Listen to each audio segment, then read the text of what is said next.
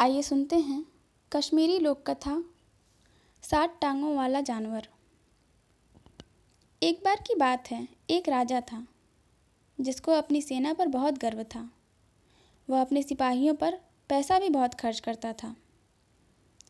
एक बार उसको यह जानने की इच्छा हुई कि उसके सैनिक वास्तव में कितने बहादुर थे। उसने अपने आदमियों को हुक्म दिया कि शहर के बाहर एक मैदान में एक लड़ाई का इंतजाम करें। तुरंत ही उसके हुक्म का पालन किया गया। लड़ाई वाले दिन राजा साहब अपने वजीर और दीवानों के साथ मैदान में आ पहुंचे। जब वे उनकी लड़ाइयाँ देख रहे थे तो एक जंगली जानवर जिसके 7 टांगें थीं वहाँ आया और उनके पास आकर गुर्राने लगा। राजा तो उसको देखकर बहुत ही आश्चर्य में पड़ गया। उसने उसको मारना चाहा पर वह वहाँ से भाग गया। राजा अपने तेज घोड़े पर सवार होकर अपना बड़ा वाला चाकू लेकर उसके पीछे भागा। 2 मील भागने के बाद वह जानवर रुक गया। वहाँ पहुंचकर उसने अपने आप को एक जोर झटका दिया और वह एक जिन में बदल गया। वह राजा की तरफ पलटा और उसको खा गया। वजीर ने बड़ी वफादारी और लगन से राजा की 8 दिन तक खोज की पर उसकी कोई खबर नहीं मिली। उन्होंने उसके बेटे को बुलाया और उसकी जगह उसके बेटे को वहाँ का राजा बना दिया। एक दिन राजा के बेटे को यह जानने की बहुत जोर की इच्छा हुई कि उसके पिता की मौत कैसे हुई थी। उसने यह बात अपने वजीर से पूछी। वजीर ने उसको सब बातें बता दी और उससे सारा हाल सुनाने के बाद उसी जगह पर दूसरा शानदार लड़ाई का मुकाबला रखा जहाँ उसके पिता ने रखा था। नियत समय पर वह और उसके दरबार के सभी लोग वहाँ इकट्ठा हुए। उन लोगों को वहाँ पर आए अभी कुछ ही देर हुआ था कि वही 7 टांगों वाला जंगली जानवर वहाँ पहुँच गया और उन सब पर भयानक रूप से गुर्राता हुआ वहाँ से चला गया। जब राजा के प्रधानमंत्री ने यह देखा तो वह बहुत जोर से हंस पड़ा। राजा ने उससे पूछा कि वह क्यों हंसा। तो वजीर ने कहा, हुजूर, मैं इसलिए हंसा कि यह वही जानवर है जिसने आपके पिता को हमारे बीच से उठाया था।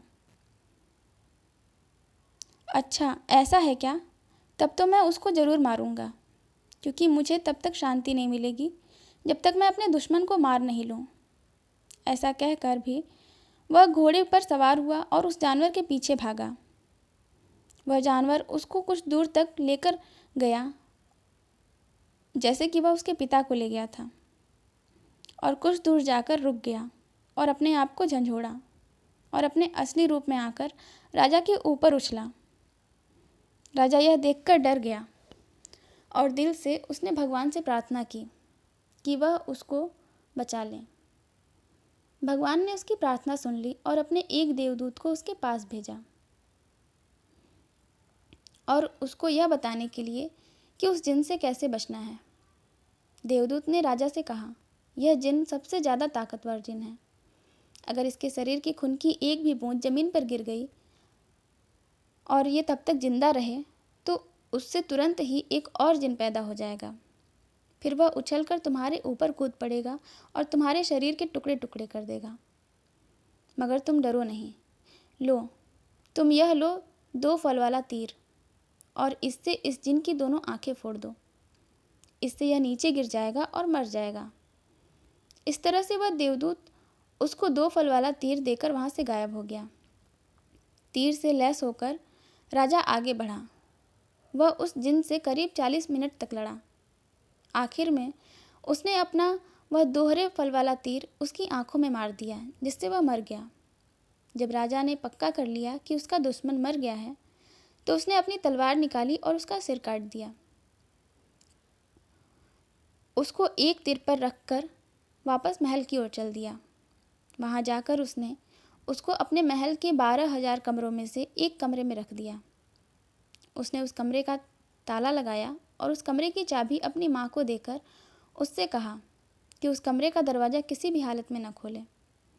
पर क्योंकि उसने अपनी माँ को यह नहीं बताया कि उस कमरे में इतनी सावधानी से क्या चीज़ रखी है, तो उसकी माँ ने सोचा कि शायद उस कमरे में कोई ख़ास खजाना रखा होगा। यह सोचकर उसके मन में देखने की इच्छा हुई। सो एक दिन वह उस कमरे की तरफ गई और उसने उसका दरवाज़ा खोल दिया। उस कमरे में कुछ दिखाई नहीं दिया, क्योंकि उसके बेटे ने उस जिन का सिर एक कोने में फेंक दिया था। हाँ, उसको एक हंसी की आवाज़ सुनाई दे रही थी, और फिर ये शब्द, तेरा बेटा एक जिन है, उससे बचकर रहना, वह एक जिन है। किसी समय वह तुझे भी मार देगा, जैसे उसने मुझे यानी तेरे पति को मारा है। अगर तू जिंदा रहना चाहती है तो उसको महल के बाहर निकाल दे। राजा की माँ ने पूछा, अरे यह आवाज़ कहाँ से आ रही है और तुम क्या कह रहे हो? वही आवाज़ फिर बोली, तू झूठ मूठ बीमार बनने का बहाना कर और अपने ठीक होने के लिए उससे मादा चीते का दूध मंगवा। उससे कह देना कि अगर यह काम करने के लिए खुद वहाँ जाएगा तो ही वो ठीक होगी। अगली सुबह भारी और दुखी दिल से राजा एक जंगल की तरफ जाता दिखाई दिया, और वहाँ उसने चीते और दूसरे जंगली जानवरों को घूमते हुए देखा। जल्दी ही उसको एक मादा चीता दिखाई दे गई, जो अपने 2 बच्चों के साथ धूप में बैठी हुई थी। उसको वहाँ देखकर वह एक पेड़ पर चढ़ गया और वहीं से उसके एक थन में तीर मारा। इत्तेफाक से उसके थन में कई दिनों से बहुत दर्द हो रहा था, क्योंकि उसके पास ही एक फोड़ा हो गया था। राजा का तीर उस फोड़े पर जा लगा, जिससे वह फोड़ा फूट गया और मादा चीते को बहुत आराम मिला। मादा चीता इस आराम के लिए उसकी बहुत कृतज्ञ हुई। उसने ऊपर की ओर देखा और उससे नीचे उतरने की प्रार्थना की। उसने उससे पूछा कि इसके बदले में उसको क्या चाहिए।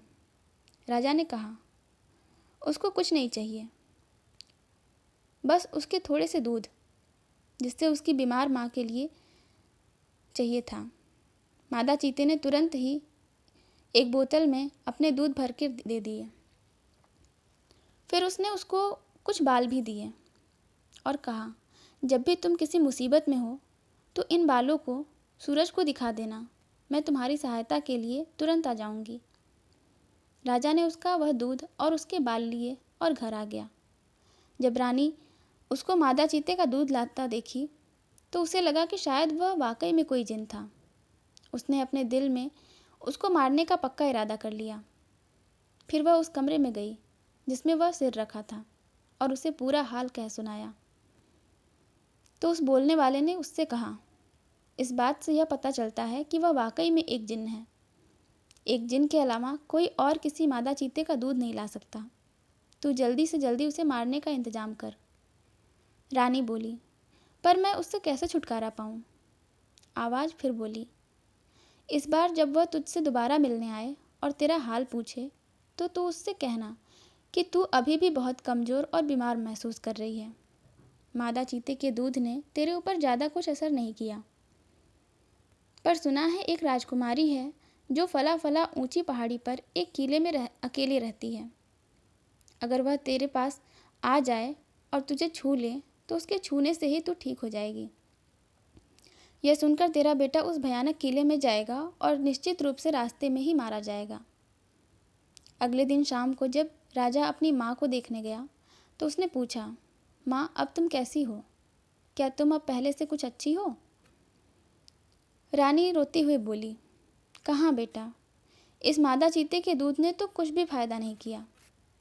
पर कल मैंने एक सपना देखा कि एक राजकुमारी है जो फला फला ऊंची पहाड़ी पर एक किले में अकेले रहती है। अगर वह मेरे पास आ जाए और मुझे छू ले तो उसके छूने से ही मैं बिल्कुल ठीक हो जाऊंगी। जब तक वह यहाँ नहीं आती और मुझे छू नहीं लेती, मैं ठीक नहीं हो सकती। राजा बोला, माँ, थोड़ा धीरज रखो, मैं उस राजकुमारी को तुम्हारे पास जरूर लेकर आऊँगा। अगर नहीं ला सका तो राज्य छोड़ दूंगा।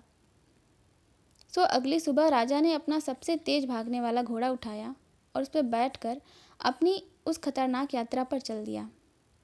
वह मादा चीते के दिए हुए जादू के बाल को ले जाना न भूला। जैसे ही सूरज निकला उसने वे बाल सूरज को दिखाए। तुरंत ही मादा चीता और उसके दोनों बच्चे वहाँ आ गए। मादा चीता ने पूछा, क्या बात है? राजा बोला, फला फला जगह एक राजकुमारी अकेली रहती है और तुम्हें उसको लाना है? यह तुम नहीं कर सकते। कई लोगों ने उसको वहाँ से लाने की कोशिश की, क्योंकि राजकुमारी बहुत सुंदर है, पर कोई भी अब तक उसके पास तक नहीं पहुँच पाया। राजा बोला, मैं कोशिश करूँगा, चाहे इस कोशिश में मेरी जान ही क्यों न चली जाए। यह कहते हुए राजा वहाँ से चल दिया। मादा चीता अपना भला करने वाले को इस तरह से कैसे छोड़ सकती थी। सो वह अपने दोनों बच्चों के साथ उसके पीछे पीछे दौड़ी और उससे अपने ऊपर चढ़ाने को कहा। राजा उसके ऊपर बैठ गया और वे सब कुछ ही देर में उस किले के पास पहुंच गए। वहां पहुंचकर मादा चीता राजा से बोली, देखो, यहाँ पर इस किले के 3 दरवाजे हैं। राजकुमारी के पास पहुंचने से पहले उन तीनों दरवाजों से होकर गुजरना पड़ेगा। पहले दरवाजे के पास एक बहुत बड़ा लोहे का टुकड़ा रखा है, जिसको एक लकड़ी की कुल्हाड़ी से तोड़ना जरूरी है, नहीं तो दरवाज़ा नहीं खुलेगा। दूसरे दरवाजे के पास एक नकली गाय खड़ी है, जिसके चारों तरफ असली जिन खड़े हैं। अगर कोई भी आदमी उस गाय को दूहता है तो वह उस दरवाजे में से होकर जा सकता है, और अगर नहीं दूह पाता तो वे जिन लोग उसको मार देते हैं। तीसरे दरवाजे के पास राजकुमारी खुद बैठी है। अगर वह तुमसे खुश है तो वह तुम्हारा स्वागत करेगी, और अगर खुश नहीं है तो वह तुमको मार डालेगी। यह सब सुनकर तो राजा बहुत ही डर गया। उसने मादा चीते से उसकी सहायता के लिए प्रार्थना की। मादा चीता बोली, ठीक है, मैं तुम्हारी सहायता करूँगी। मेरे पास एक जादू है, जिसकी सहायता से मैं उस लोहे के टुकड़े में घुस जाऊँगी, और जब तुम उसको अपनी लकड़ी की कुल्हाड़ी से तोड़ोगे तो मैं उसको 2 टुकड़ों में तोड़ दूँगी। चौकीदार सोचेगा कि तुमने वह लोहे का टुकड़ा तोड़ा है, और वह तुमको पहले दरवाजे से अंदर जाने देगा। तभी मादा चीते के दोनों बच्चों में से एक बच्चा बोला, और मैं उस गाय की मूर्ति में घुस जाऊंगा और उसको दूध दूहने पर मजबूर कर दूंगा, और उसके पास खड़े जिन्नों को जब तुम दूध दूह रहे होगे तो उनको तुमसे दूर रखने की कोशिश करूंगा। इस तरह से तुम दूसरे दरवाजे से होकर निकल जाओगे। इसके बाद मादा चीते के दूसरे बच्चे ने कहा, और मैं राजकुमारी की आंखों में अपना जादू डाल दूंगा, जिससे जब तक तुम्हारी तरफ देखेगी वह तुमको सूरज की तरह चमकीला पाएगी। सो वह तुमको देखते ही अपना तीसरा दरवाज़ा खोल देगी, और फिर तुम जो कहोगे वही करेगी। सो उन तीनों ने अपने अपने वादे के अनुसार वफादारी निभाई। इस तरह से राजा तीसरे दरवाजे के पार पहुंच गया। राजकुमारी ने जैसे ही उसको देखा तो उसकी बहादुरी और सुंदरता से बहुत प्रभावित हुई। उसने राजा से अपने साथ शादी करने के लिए कहा। मादा चीता और उसके दोनों बच्चे लौट आए। कुछ दिन बाद ही राजा राजकुमारी को लेकर राजमहल पहुंचा और जाकर अपनी माँ से बोला, माँ, उस जगह को जाने वाला रास्ता बहुत खतरनाक था। मैं तो रास्ते में ही मर जाता अगर मादा चीता और उसके 2 बच्चों ने मेरी सहायता न की होती। भगवान को धन्यवाद दो कि मैं सही सलामत वापस लौट आया। कुछ देर और बात करने के बाद उसने अपनी माँ को जिन के सिर के बारे में बताया कि वह उसके सामने सबसे पहले कैसे 7 टांगों वाले जानवर के रूप में प्रकट हुआ था, फिर कैसे वह उसको एक जगह भगा कर ले गया, जहाँ जाकर वह अपने असली रूप में बदल गया, एक बहुत ही बड़े भयानक जिन के रूप में।